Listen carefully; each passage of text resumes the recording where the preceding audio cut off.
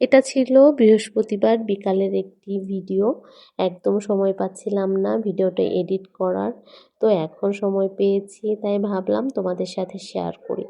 আমি সবসময় বৃহস্পতিবার কিছু একটা আইটেম রেডি করে রাখি যেটা আমাকে শুক্রবারের দিন একটু রিল্যাক্স হতে সাহায্য করে। আর এই কারণেই বৃহস্পতিবার এই সেমাইটা রান্না করেছিলাম। এই সেমাইটা রান্না করেছিলাম পরের দিন শুক্রবার সকালে রুটি অথবা লুচির সাথে খাবো এজন্য। সাথে একটু ডিম ভেজে নিলেই হয়ে যাবে।